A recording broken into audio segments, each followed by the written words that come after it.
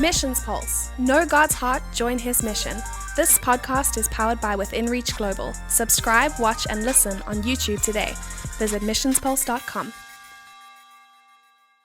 Welcome to the show, Missions Pulse. Here I have on with me Kelson Mudd, CEO of Klink, an awesome new app we're going to be talking about. Yeah, thanks for having me. I'm excited to be talking about all this awesome stuff you've been doing, and I've been kind of, shall I say, trolling or stalking, which sounds better. Yeah. Either one doesn't sound great, but watching you online and seeing this kind of entrepreneurial spirit. And so maybe first of all, before we tease everyone with this Klink, a new app that's coming out that's going to be awesome for fundraising, helping missionaries all over the world, tell us a little bit about yourself. Yeah, so I've lived in the United States. This is my first time outside of the country, actually, was on this trip. But I've lived all over the United States, from Texas. I was born in Texas, lived in Kentucky, Colorado, and then now my family lives in Georgia. I have a family, I have 5 brothers and sisters, and Wait a minute. Wait. I have to pause you right there then. You were homeschooled. Yeah, so there we go. I was gonna say, so 5 brothers and sisters, and all of us, I would say most of it, were homeschooled. Just a couple of things where one of my brothers was public school for a little bit of time, and same with my sister, but by and large, all of us homeschooled. So we'll linger there on homeschooling for a second, because I too was homeschooled, and I usually joke about it like, it's because I was homeschooled, but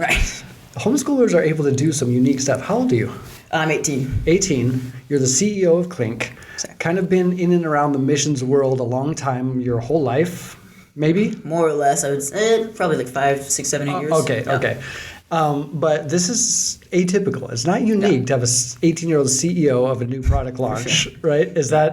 What do you attribute that to? So it even starts early. I think when I was 12, I started push mowing my neighbor's lawns. Okay. Just pushing That's what you do. my next door neighbor's lawn, and now I own a landscaping company in Georgia. So a commercial landscaping company. So just grew that from, I brought a friend on and we push mowed his lawns and my friend's lawns, and then me and my sister ended up going in and starting. It's actually called Stream Landscaping. So that's still running to this day. Wow, awesome. Okay, that's what I love to hear about this entrepreneurial spirit. And I think it's kind of like really coming to the forefront, especially you're here, we're in Chiang Mai, Thailand. You're part of GlobalU, which is a brand new facet of Adventures and Missions. Yep. Tell me a little bit about GlobalU. Actually, tell us about Adventures and Missions World Race too, and then kind of give us some perspective. What is GlobalU? Yeah, so Adventures and Missions has been around, I think since about the 90s or so, but they've sent 130,000 plus missionaries into the field. 130,000? Plus, yeah. Wow. So, and most of that being kids like my age and coming out of college, things like that. And their biggest program is the World Race, which is for like college age students who are either coming out of college or things like that. And it's an 11-month, 11-country mission trip, just all across the world. So what GlobalU is they've taken a lot of those connections and aspects of the World Race, of like the mission and things like that. But then what they started seeing was how do kids get home and the impact that they have on the world doesn't stop, right? Rather than coming off of a mission trip and that was it, and things like that. Because obviously amazing things happen out of it and people continue after. But how can we really streamline that process? I think is where it came from.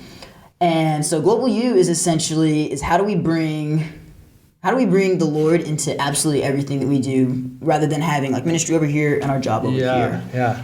It's kind of like oftentimes we got this separation of the spiritual and the secular, right? Exactly. So you go on your mission trip, woohoo, exciting, our lives are changed, yourself as well, but then, you're back at your job, and so not really on mission per se. Right.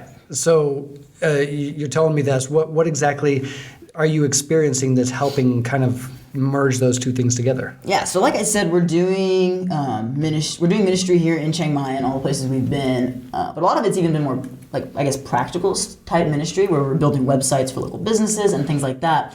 But that's a really big aspect of it, is learning like coding, so how to build websites and things like that, sort of basically.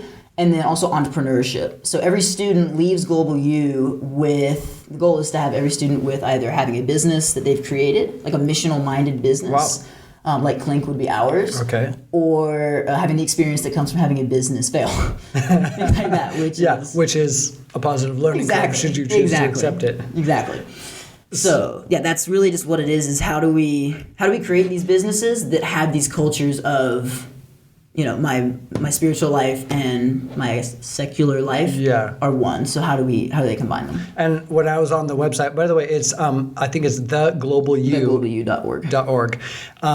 It seemed to me not only are you kind of merging those things, but it's to tackle some world issue, right. Poverty, exactly, trafficking or whatever. It seems like it's through the lens of saying, okay, God, you're doing this big thing. Now what can I be a part of too? Absolutely. So all of the projects, they're more, I would say, than just a business and then we tack on ministry to it. But that's what, when we start with what is the vision for this business of how do I really think the Lord wants to use this business? Yes. And that's what we base it off of. Yeah. You're 18 years old. Learning all these unique. I mean, this is an on-field training ground, and you just recently, with some other friends, not just you, but you're the CEO of the company, Klink. Tell me a bit about that. I'm going to be one of the first downloaders. You should have my email already, so spam me. Absolutely. So Klink Fundraising is our eventual goal with it is to be an all-around fundraising resource for, in particular, people like missionaries, like yourself, and other like racers and things like that. But what it is it takes like the roundup concept from maybe investing apps that are popular right now, like Acorns, where every dollar that your donor will, or every purchase that your donor will make, will be rounded up to the nearest dollar, and that virtual spare change will be donated to you, the fundraiser. Okay. So just really trying to create a way of how can solve two problems of how do we streamline the donation process for the donors rather than just like maybe an inconvenient and even sometimes more burdensome type of a process to a much more streamlined. And then for the fundraisers, how do the ask for money, as I'm sure you know, it can oftentimes be sort of uncomfortable or you feel like you're invasive. Yeah. So asking for someone's spare change, it's like asking at the grocery store when you check out, they say, would you like to round up your dollar? Yeah, donate it to whatever cause. Exactly. Okay, so people download the app, get a bunch of family, friends, donors, whatever, and say, hey, sign up. Every purchase is rounded up. When I was on the website, by the way, it's klinkfundraising.com, right? Yes, sir. You have this cool slider. I really like that. It shows how many, if you have X amount of people who are your donors, 1 to 130, I think. And then for 1 month to 1 year, 6 months, 130 donors. I think it comes up to $9,600. Yeah, so what we're averaging it off of is apps like Acorns. Okay. Because obviously it depends, how much you get will depend on how much your donors use their credit cards or their debit cards and things like that. So, I mean, the amount can range pretty significantly. We've seen things hovering around maybe 10 or just below that on average for like roundup style apps, and even above up to $30. Okay. So the range is fairly significant, but we've averaged on the website, I believe it's $12 or $13 for the average. So per month. Okay. Per donor. Plus, when you think about fundraising, I mean, I've been doing this 23 years now, and you're right. You use word like uncomfortable. It could be even more. Some people have equated it with being a beggar. Missionaries often have this beggar mentality, right? So they hate fundraising. Absolutely. I've kind of grown to enjoy it because I've seen the personal connection, right? Right. So there's that aspect where you have someone holding the ropes, the rope holder, and you're across the world or down in the gold mine of souls and a tug back. Yeah. So there's a relational connection. But this definitely is kind of a subtle fundraising where it's not painful on either end, it seems like. Exactly. It's not painful, but also I think when you do, like I said, when you're going through a grocery store and they ask you to round up, that's also every purchase that you make is a connection back to your donor. So every time they buy something, it's almost like, a callback to like that helped. Yes. That helps. So that relational aspect is still there. Okay. So I'm really excited about this. Klink Fundraising, KLINK, fundraising.com. I would encourage everyone to go. Anyone who's involved in missions somehow, you got to get this app, first of all. Look at this, shameless plug already. Perfect, yeah. So, and we'll be launching fairly soon. Okay. So on the website, there's like an email sign-up list, and if you're on that list, then you'll be first notified as soon as we do launch it. Do I get something special for being on that list? So for right now, what we're doing is we're working on creating. Also, like I said, we want to be more than just a tool, because we want to be a place of like a fundraising resource for people who need. So honestly, our group united on all four of us guys when we got together. We united on the fact that we all very strongly dislike fundraising. Okay. We dislike the process, and so how could we really fix this? And there's not really a place of one solid place to turn to, and when you Google things pop up like T-shirt campaigns and movie nights and all these same things Car pop wash, up. sell pizza with friends. So our thought too is we created Klink Winks, is what they're called right now. Much like really just our own blog that we posting from experienced fundraisers that we have connections with, of how do you really fundraise, how do you really ask, and all those things, going into a little more depth. But that'll be in your inbox as well. Cool. So you can go to the website and check that out. Okay, well, awesome. It seems like pretty well-rounded to me. Talk to me then about, this product is coming out. I keep having to be a little bit amazed at your age, and yet you're doing this. Is this something that other young people can do? Why are you able to create a business that I think is probably going to thrive? It's a massive need. You're connecting a need to a demographic that needs it. Do young people have this opportunity today to be involved in something that's transformative like this? Absolutely. Obviously, I've been given a lot of opportunities in my life, just with my dad is very entrepreneurial and things like that, and so he sort of, I believe, just passed that on to me. But that's something that GlobalU has done really well, I think, is they provide us with the tools and the network of people, like our mentors and things like that, are world class. And so and the people I'm around as well are all people who are all pushing towards the same goal. And it's a lot easier to really, get something off the ground and really get moving on something when you're surrounded by a group of people who all have the same goal as you. And for us, that is to get, honestly, more missionaries into the field and to remove barriers to those missionaries. When you talk about that, it reminds me of Seth Godin. He wrote a book called Tribes. Right. You read it?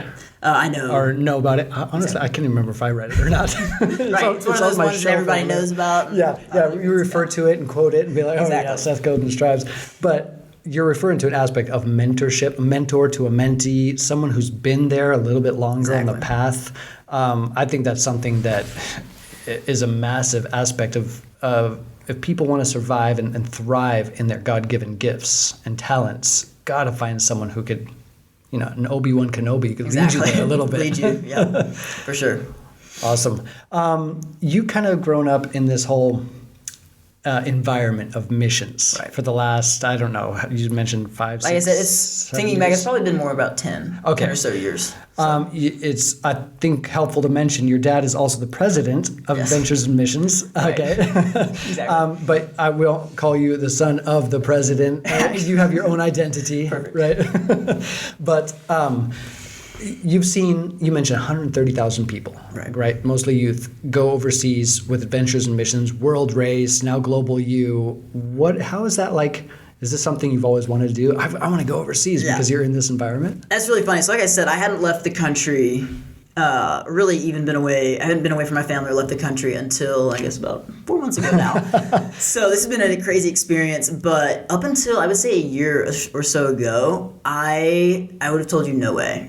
No way in the world. And being, the president's son, people always ask you, like, when are you going on the race? You going to go on the race? What about Gap Year? All these other programs that they have. And I was told, no, like, why is that? No way. It just never, honestly, I feel like I had more of a, just thought, like a stigma in my mind, of what it would be and things like that, of just, I think a lot of it was just fear of, like I said, I never left home, never left the country, and so it was just completely unknown. And then through a sequence of events, I guess it was about a year or so ago, it was actually just funny. We were just talking about Francis Chan before we started, but I read his Letters to the Church. Oh yeah, good book. And I read that, and it blew my mind. It was just like, oh my gosh, like it felt like such a problem almost, but also like there's hope here, obviously, with how we experience church and how just Christianity in America is. And I was like, well, I want to see the church, and I want to see the gospel in a place where that's all people have. Yeah. And obviously. And now here you are. Here I am. Well, that book speaks to something that I like what he recently said. He used this description of, we're all fishing in this pond. I think Francis Chan, going back to him, he was talking about his move to Southeast Asia, originally Myanmar or Burma, and he's like, it's like we're all fishing in this pond, and there's a lot of people just fishing in the same pond, catching the same fish, using the same bait, same styles, methods. Meanwhile, just a couple miles trek north, there's this whole new pond, stocked full of fish nobody goes to. Why? Why does nobody go to that other pond?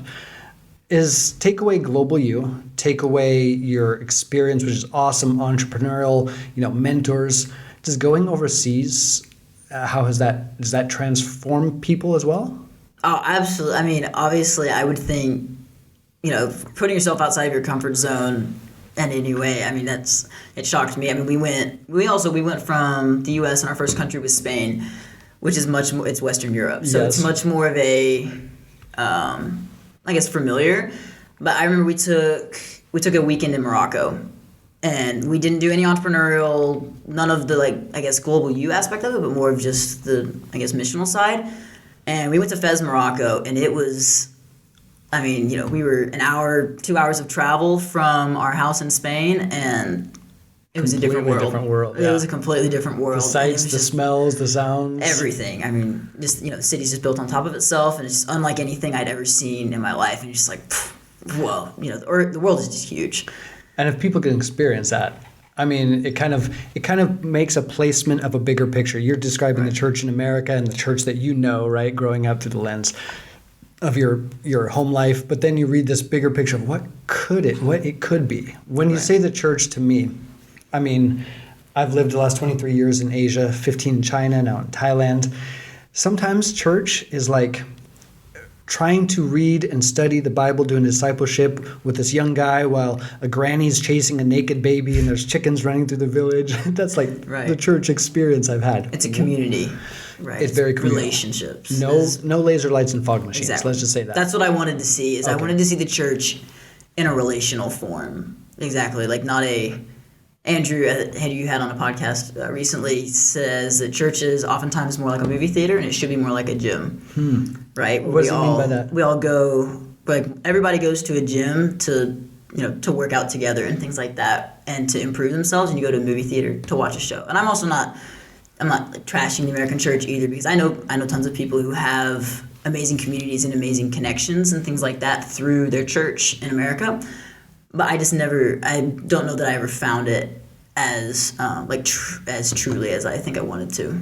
And I think you're talking about some demographics like millennials right now, Gen Z.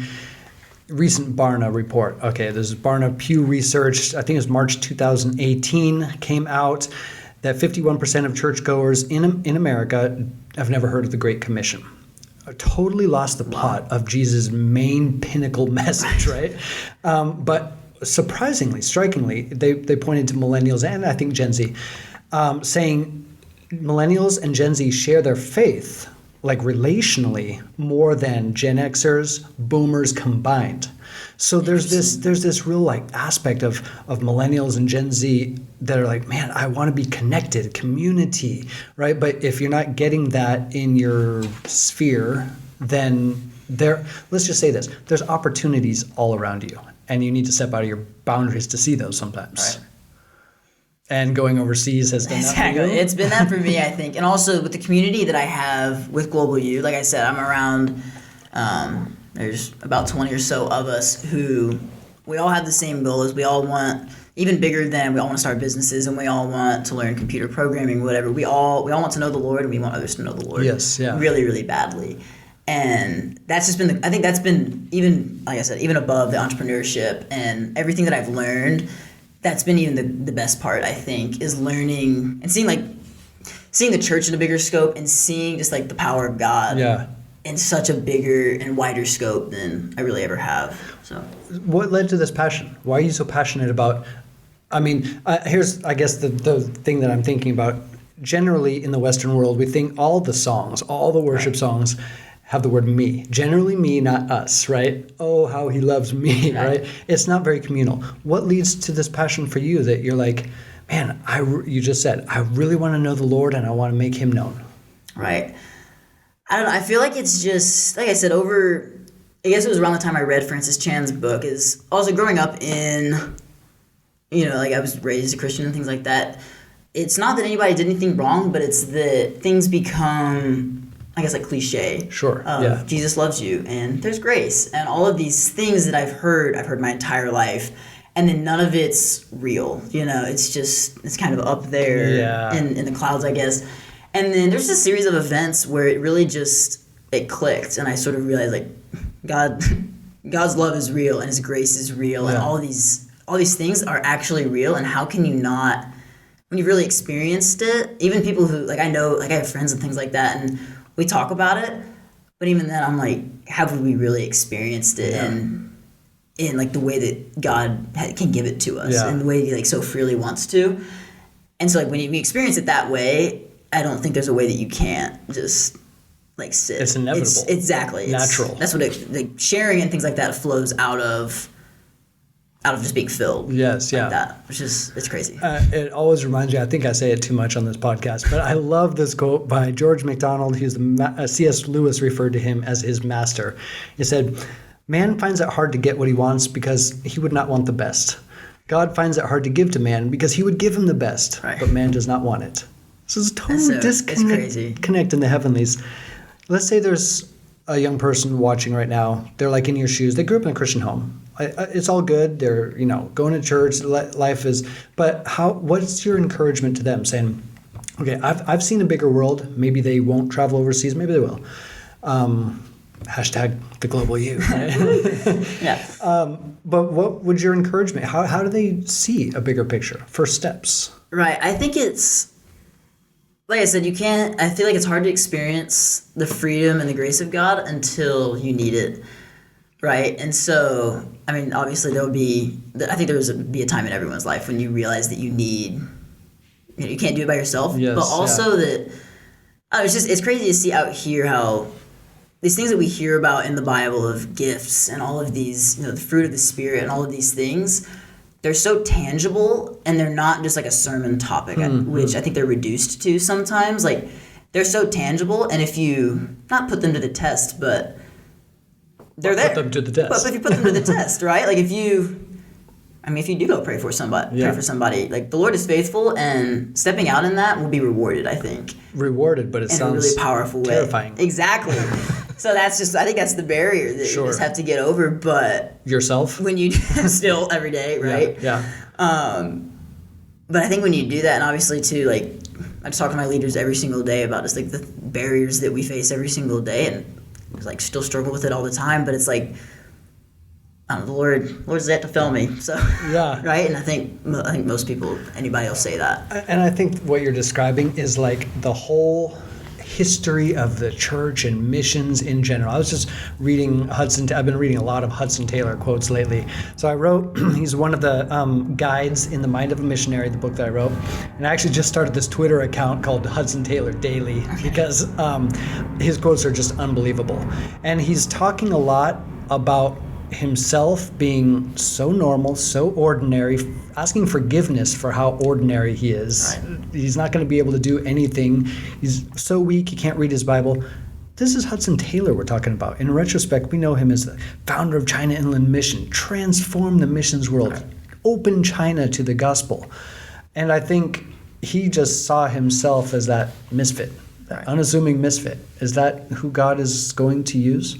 I mean, if you look through the Bible, I think that's really who it is. I think is like myself too. I'm not special in any way. Like I said, I've never left the country and things like that, and even leaving the country doesn't qualify me anymore. But it was just, I think when you say yes to the Lord, when He asks you to do things, like when He will present opportunities to you, and when you say yes to it, is what will make the ordinary extraordinary. And it's not me and it's not you, but it's what the Lord does in you. That's awesome. Yeah. So it just reminds me of that Isaiah call. Here am I, Lord. Right. Send me. It is so simple. Right. The response, Jesus says go.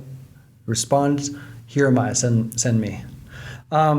Okay, I kind of moving it back because I want to give some tangible things. What's in your near future that's you're really looking forward to? Obviously, Klink. Right. What else that maybe you've triggered from this trip or other? Yeah. So honestly, it's going to be really interesting with Klink launching. We'll be hopefully running that. We'll run that until it runs no more, as we say. So coming back to the States, but what I'm really looking forward to is seeing how do you maintain this mindset again? Because if this is just a mission trip and then my life is not a mission trip, if it's like ministry on, ministry off, then I guess it was not all for nothing. But what I'm really looking forward to is when I get home, and there's always opportunities that I'll be back out, obviously in the near future, out here and things like that. But I'm most looking forward to just getting back and seeing how the Lord has moved here, and then bringing that to how do we. Yeah. I mean, the Lord will move wherever He wants to. It's like where can it? It's just we got to see it. Absolutely, but I think what you're talking about, missions and people being used by God in His service has so often been, like you described it, the movie theater instead of the gym, the out there kind of thing. That's what, they're saying Kelson Mudd does. That's what David does. Right. I could never do that. So, obviously you don't need to go overseas to experience Jesus, experience grace. But so how do people live and thrive on mission wherever they are? I mean, you're kind of looking forward to, but maybe a little scared of how do you translate this missions overseas experience back to your geographical climate, right? Yeah. That's really interesting. And honestly, I don't know the answer, but sort of like we talked about earlier is I think what we often try to do, or what I've definitely tried to do, especially when I was back home, was I wanted to share my faith and all of these things, but that's what I started with. Okay, I would start with, I need to pray for this person, or I need to, share my faith with this person. Or I need to start, really dive, really invest in this relationship to really, be able to show them the gospel and things like that. But something I feel like I've learned on this trip the most, and hopefully, sort of, I guess, unfortunate that I had to leave to learn it, but, in that, but I think anybody can learn it, is that it has to start with, like I said earlier, it has to start with being filled. And when I would go home, you would go through highs and lows and things like that of sharing faith, not sharing faith, sharing faith, not sharing faith, being on these mountaintops with God and things like that. But one of our teachers that we were with in Spain was talking about how, his name is Andrew Shearman, but he was saying that your faith, your walk with God shouldn't be mountaintops and valleys. It should just be a steady incline. In that just always pouring into the Lord. And then when I get so filled with what because he'll give, ask and you shall receive, right? When I think to be filled is the only way that you can truly give anything that will last and have an impact. So I think that's probably the biggest thing, is just we don't go mission and then Jesus. It goes Jesus and almost stops there, because mission comes out of that automatically. That is an awesome way of saying it, I think, because even the tagline of Missions Pulse, know God's heart, join His mission. Right. David Platt, again, another quote I always overquote, but he always says, you can't manifest a heart or mind for missions that's devoid of relational intimacy. So many times we're like, the poor children, or these empathetic call, or trafficked people, but if it doesn't start at the foot of the cross, or intimate relationship with God, there's nothing to carry it on forever.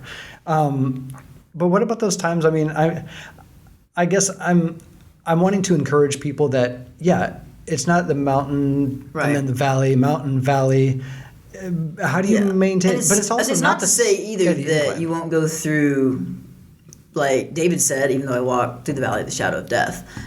It's not necessarily that you'll just be on an always, you're always on the way up. Utopian rainbows. Exactly. Exactly. It's not always going to be, it's not always going to be perfect, and not always going to feel great in your relationship with the Lord, I don't think. Obviously too, this is, an 18-year-old talking, so but see how much experience we have, but no, you're speaking some truth though. Right. So I just think though that it's going to be, I think trying to think how to say this, but it's just that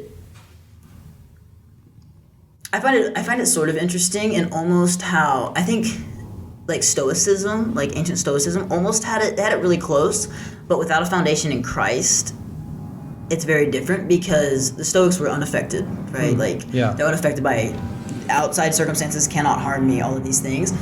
Obviously, I don't think completely avoiding yourselves of your emotions and things like that is healthy, but from a Christian perspective, there's always hope. I think is the big thing. So rather than, like David said, even though I walk through the valley of death, I will fear no evil. Yeah. Right? So he had hope and things like that. So I think dying to self. Exactly. Is that aspect of Stoicism. Absolutely. Exactly. Is essentially you just don't care about what happens to you. Yeah. How does Christ live through you? Exactly. Really? Exactly. So it really is dying to yourself, and you live a life based out of hope. So that even when you're in like low places and things like that, where even it's sort of again back to David, like David was a man after God's own heart, but he didn't always find it, if that makes sense. Totally makes sense to me. Exactly. I feel like that a lot. I've been reading a lot of David's words, and I'm playing with this new book that I'm writing. It'll be about all the beautiful broken bits, or I don't know the title yet. Right.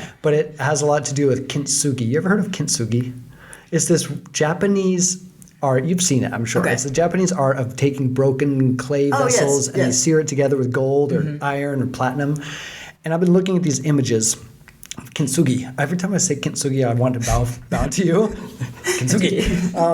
But it's amazing how there's these cracked jars and vessels. And supposedly in the 15th century, there's this emperor who had a very valuable item, a bowl or something. It shattered. He sent word out. He wanted it to be repaired. And they came up with this new style of repairing that would put gold or platinum or silver seams so interesting. Yeah. in there. That original value of that pot that he had was totally raised by the gold inlaid into it. So some craftsmen started taking pots that were whole and complete, shattering them intentionally, and then replacing them with this kintsugi art of piecing them together, elevating their value. But when I read David's words, he'll say something like, these bones that you, God, these bones that you have broken, you will put back together and give me peace. It sounds great, like if this Japanese emperor was to shatter a bowl and elevate the value, but then when God does that to me, he breaks me, it doesn't sound great. Like, wait, no. But it totally reminds me of, too, like 2 Corinthians 2:4. We have this all-surpassing power in jars of clay. It's like all-surpassing power is like leaking out of these cracked vessels. I don't know why I went on that long rant, but I see what you're saying. Absolutely. All-surpassing power in really weak vessels. Yeah. So it's just, I think it is just like abandonment and surrendering that, like, obviously too, the Lord says that, like the Bible says that when we say yes to the Lord, essentially, we will face hardship and things like that. So it's not going to, like you said, it's not going to be like sunshine and rainbows. But we have hope. Yes. Like there's always more to come, even when, like it said, even when David like sought the Lord sometimes and was like, "Where are you, God?" and he couldn't find him. Yeah. He knew he was still there. Like he knew that he was out there, and he knew that he would find him. Yeah.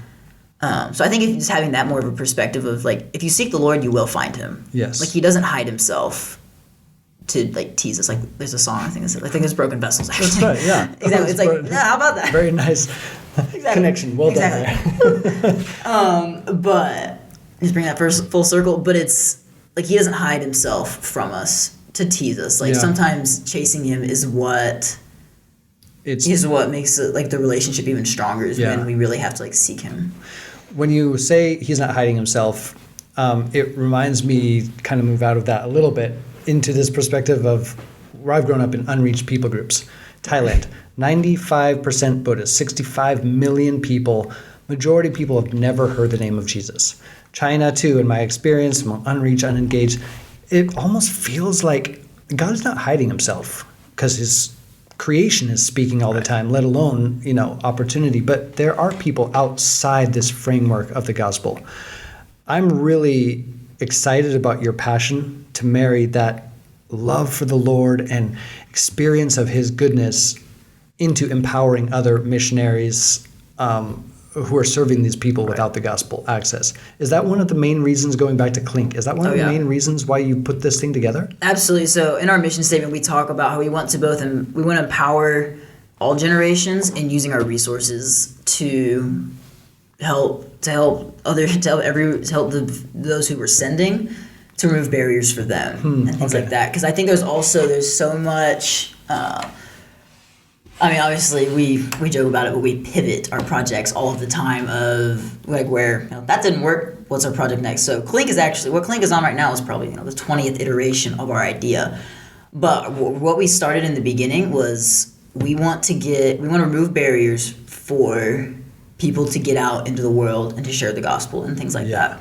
And even just like mission and humanitarian aid working. But in particular, how do we get more people into the world, to declare the name of Jesus? Yes, yeah. And then also, how do we back home for people, again, bring it to back in the United States, where it would be easier, where you're not going on a trip or anything like that, but how can we still help those who are maybe in just a different role?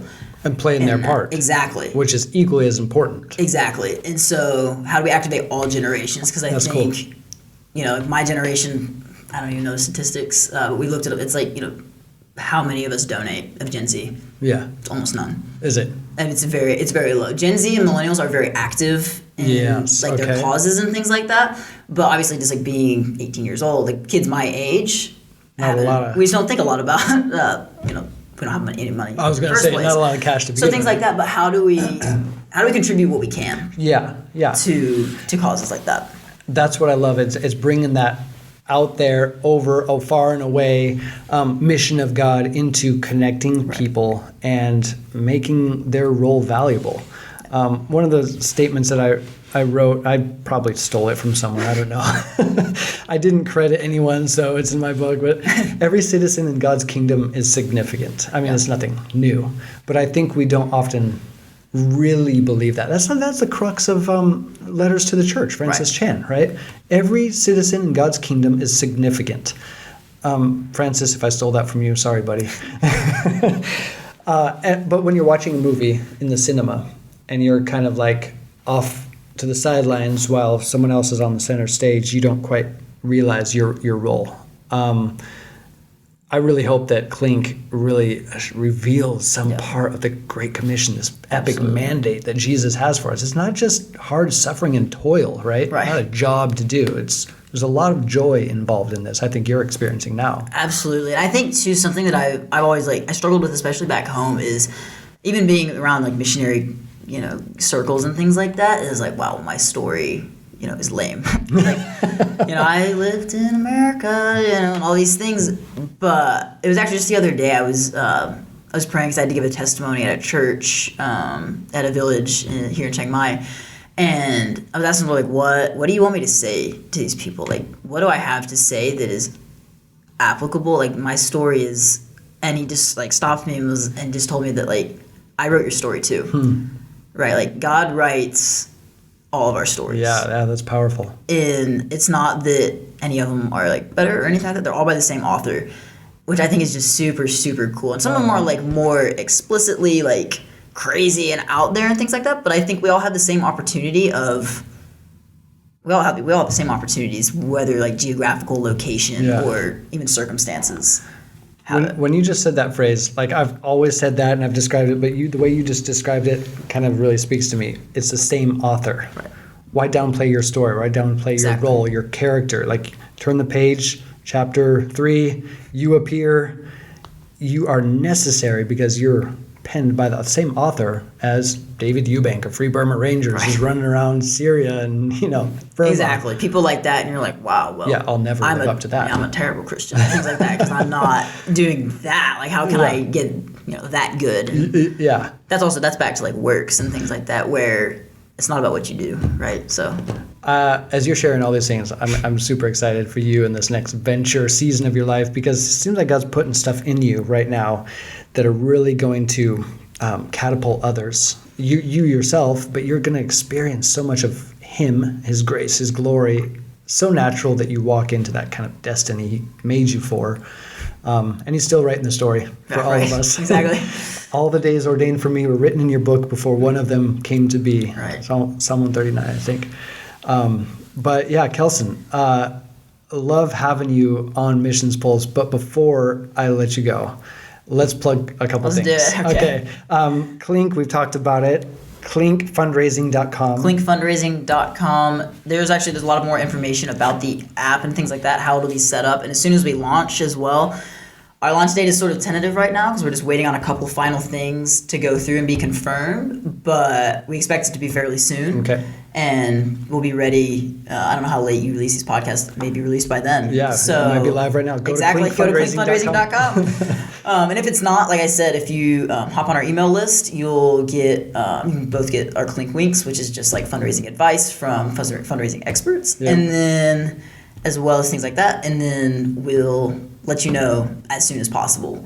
So if you'll be the first to know. So if you want Kelson to wink at you, go right now. KlinkFundraising.com, KLINK. Yeah. A couple more things. You mentioned a lot about GlobalU. Right. Seems transformative. Maybe it's an opportunity for other people. Yeah. How do they find out more about that? So you can go to theglobalu.org. You as in the it's just so THE global letter U. Got it. Okay. .org. .org, exactly. Okay. So you can go there. You'll see all about the program. You get to see like a lot of our blogs and things like that. Every single student on GlobalU has a blog. So if you go to the website, actually, if you're interested in learning more about what we do and even what daily life looks like on GlobalU, go check out the blogs. They're all on the website. Every single one of the students is writing every single week about, the experience that is GlobalU. Yeah.